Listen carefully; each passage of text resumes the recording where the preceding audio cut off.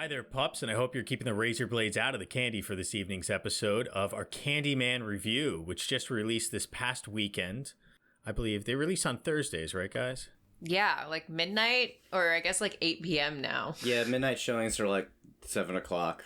Oh, yeah? Okay. So I guess it was Thursday. The new midnight. Yeah, after post-COVID, definitely. So that was on August 26th. Weird. It kind of feels like a Halloween movie, doesn't it? Like, it should have been a Halloween release. I mean, candy, yeah. But then it would have so much competition, in the box office.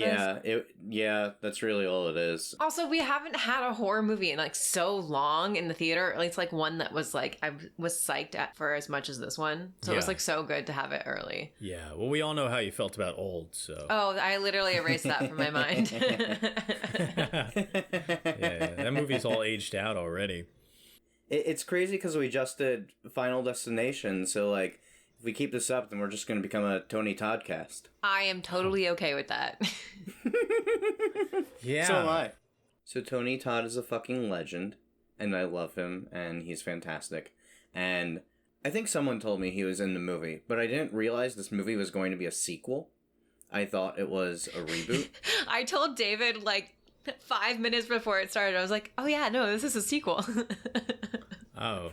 Well, I'm just learning that now when I actually watched the movie. I guess that makes sense. I haven't seen the original since I was a little kid, so I don't remember it. Yeah, I mean, they recap the original in the first 5 minutes of the movie. So they just do full spoilers for the original.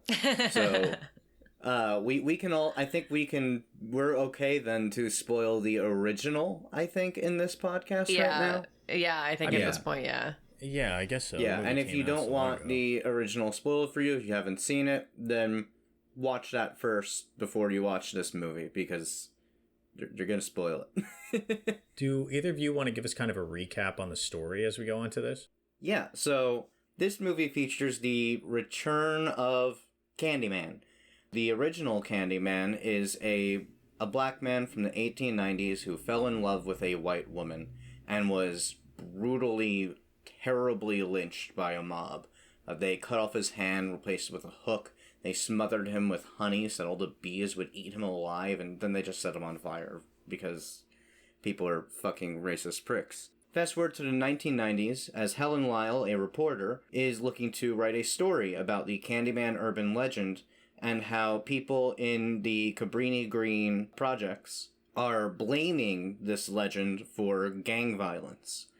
And, of course, she finds out that there's a reason for that. And now we fast forward again to modern day as an artist named Anthony stumbles upon the same legend and wants to investigate the Candyman myth in order to create new paintings inspired by this generational trauma that he feels the character represents. And learns that the character is not a work of fiction. Dun, dun, dun. Yeah. So, I mean, for anyone who doesn't know, the idea is it's a twist on the Bloody Mary kind of urban legend where you repeat his name in the mirror and then you get killed. I think that's kind of known going into this movie, right? Yeah, for sure. Yeah, that's got to be known. That's what I've always heard before you see It's literally on the poster. What does it say? Yeah. Say his name 5 times or something? Yeah. Actually, that's a great place to start, because I think that's the thing that I love the most about this movie. Because I was like, why is the tagline "say his name"? Like, that's so annoying. And I thought it was like a marketing ploy where I'm like, God damn it, they just want everyone to say the name of the fucking movie and tell everybody. It's like such a stupid marketing ploy. And then I watched the movie and I was like, oh, I feel dumb. Because it's no secret that this movie is about Black struggle in America. And I'm like, oh, yeah, no duh. It's about saying their names. Yeah. So I just thought that was actually brilliant after coming out of the movie. I thought it was dumb at first, and I was like, oh, I get it, and now I respect it a lot. But it's kind of ironic, though, because you don't say their real names, you say Candyman. Yes, but we find out later why, and we didn't want to talk about that. Yes. So I think it does work. I do, too. Yeah. Yeah. I just like relating to the urban myth, because I was, 7 years old in the mirror with like the lights turned off and a candle being like, Bloody Mary. And my friend would like run out and he's screaming like, I'm not doing it. They're going to kill us. And I was like, oh, come on, guys. then I would run out screaming or whatever. Yeah. So what do you guys like and dislike about this movie without getting into anything super specific? My very first thought is that I thought it was such a good adaptation. They brought it into modern day. They really talked about a lot of issues that were reflective of now, while still being true to the original story and still having the themes of the original story. And so I thought that was really well done. Yet it was still a super unique tale of its own. So that stood out to me as like, this is exactly what an adaptation should look like.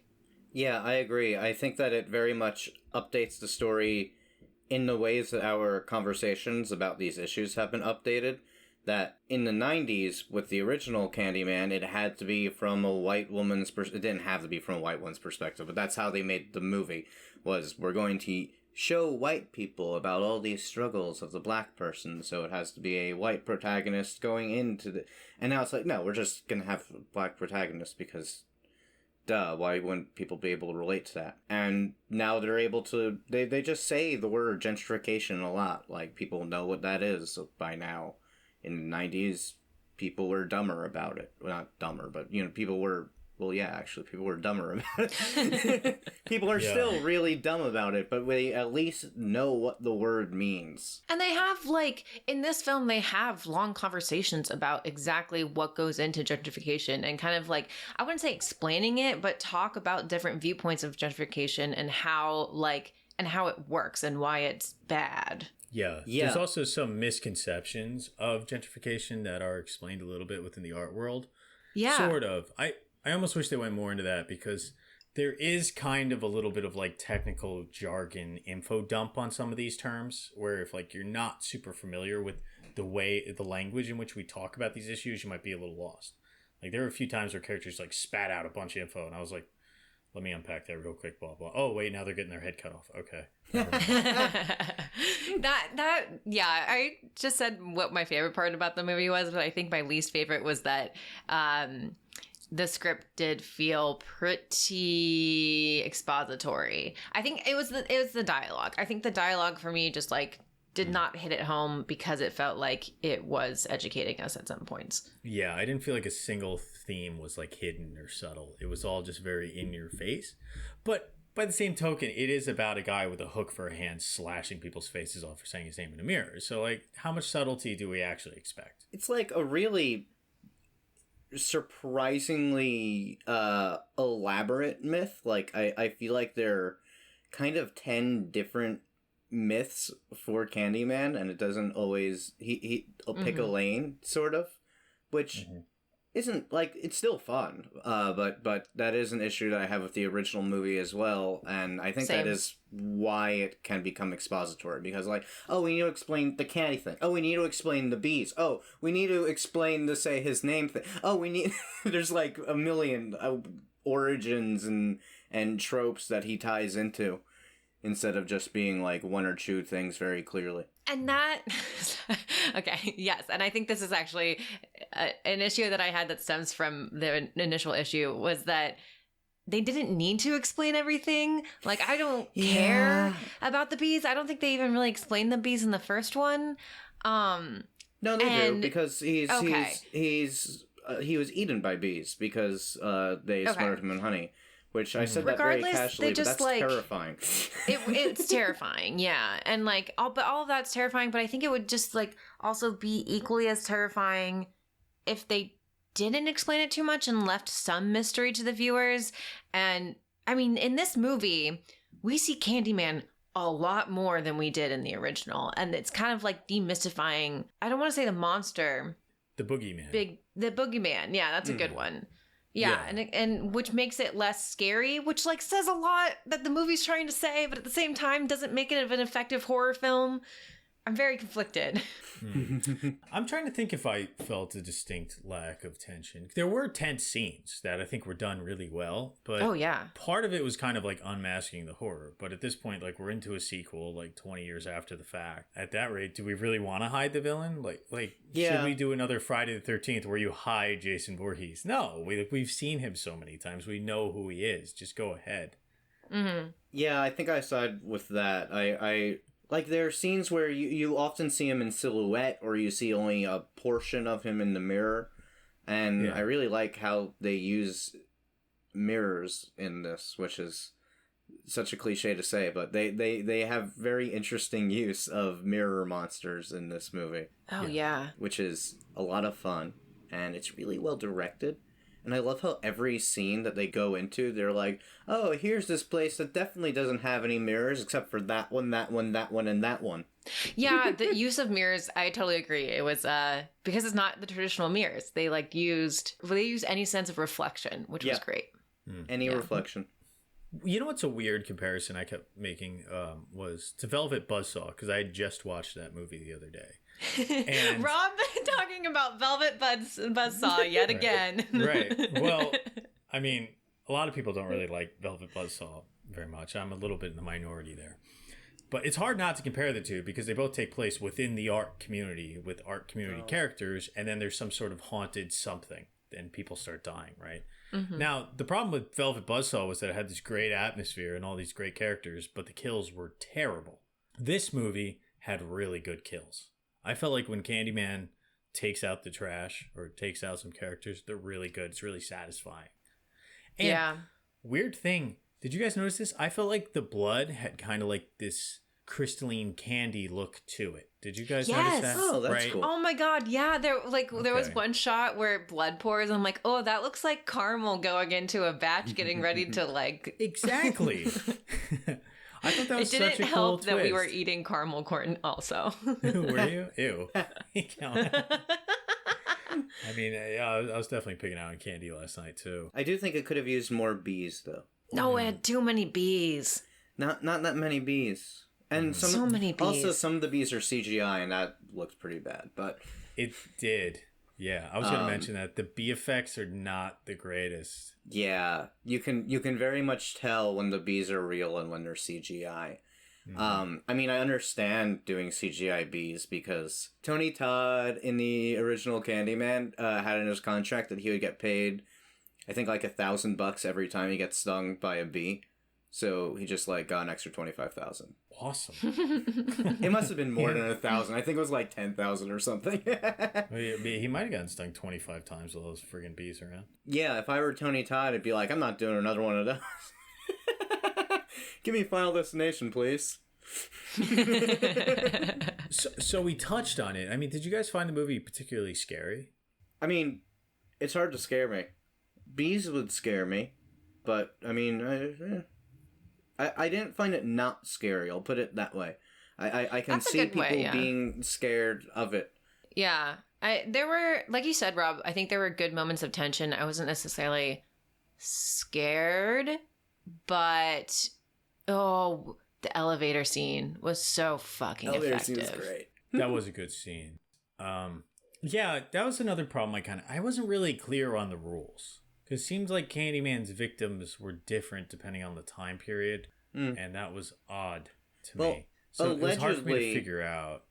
Allegedly, he kills you if you say your name, regardless of who you are, but I don't know if that's actually true, because I think we see him being a bit selective in his targets, even when they say his name. That I don't want to give anything away. Yeah, it's hard to elaborate on that more, but you'll see what I mean when you watch the movie. Perhaps. Yeah. But I do agree the rules were questionable. Did you guys like the characters, though? I did. I thought Anthony was such an interesting character, and the way that they presented his internal conflict was really great, and how it reflects the modern world of... Yeah. I don't want to go too far into that, but yes, my answer is yes. Okay. And also the female lead, Brianna, I loved her. I loved her so much. She was so fucking cool. At one point, my friend who was sitting next to me just went under her breath and was like, oh, I fucking love her. And I was like, yep, that's how I feel in every single scene. Yeah. I mean, just knowing that her name is Brianna made me wonder if it was meant as a reference to Breonna Taylor, but I think the movie was filmed before that happened. It's kind of just a weird coincidence, I think. Although I assume Anthony is definitely named after Tony Todd. He has to be. Oh, I didn't get that. That's awesome. Oh, that's kind of cool. One thing I wanted to mention, I sent you guys this article earlier in the week about the director, Nia DaCosta. Her next movie is the sequel to Captain Marvel. It's called The Marvels, which is a terrible title, but that's beside the point. And she had an interesting statement where she said, I'm just going to read this. Marvel's filmmaker Nia DaCosta is excited to finally make a film that doesn't traffic in black pain. And throughout the entire movie, I just kept thinking of this article because I feel like it's so heavily present in the film itself that we have this black artist. His entire motivation is that he needs to make this great art, so he needs to find out more about black pain. There's a part very early in the movie where he's talking to the curator, and he says, oh yeah, I want to make something about Brownsville, which is where he's from. And the guy says, oh, well, everyone's done that before. And then he's like, okay, fine, I'll do Cabrini Green then. And like he's just being forced and pigeonholed into this one area, and it's really interesting that she said that. How do you guys feel? Well, it definitely says something about like the marketing of bad things in society, marginalized communities and how we market their persecution. There's a little bit of discussion about that in the film too. Not a whole lot. Well, I think we are getting on that time for this mini-sode review, and I think we're at the point where maybe we should actually review the piece and let our audience get on to our full-length podcast episode. So, without further ado, what are your bone reviews? Oh, shit. I should have thought of this before. I've been struggling back and forth on this one. I think overall, I thought it was a good movie. Nia DaCosta showed such masterful direction. I really am excited to see what she does next. There were some moments that were done so well. She has a beautiful artistry. Overall, I did have issues with it. So I'm back and forth between 2.5 and 3 bones. I feel like I'm not going to like it as much if I watch it again. I feel like it doesn't have an evergreen kind of lasting effect for me, and it's very of the moment. But that's future Devin's problem. How many bones did you give it right now? I'm still back and forth between. Can I do 2.75 bones? No. I feel like 2.75 bones. No. David, what did you give the movie? I'm just gonna give it 3 bones. I had so much fun watching this. I was very annoyed that I had to go to the bathroom halfway through, but definitely when I was in the bathroom, I'm just like, Candyman, Candyman, Candyman, Candyman, Candyman. And then I went to the theater and Candyman was there, and I'm like, oh my god, it works!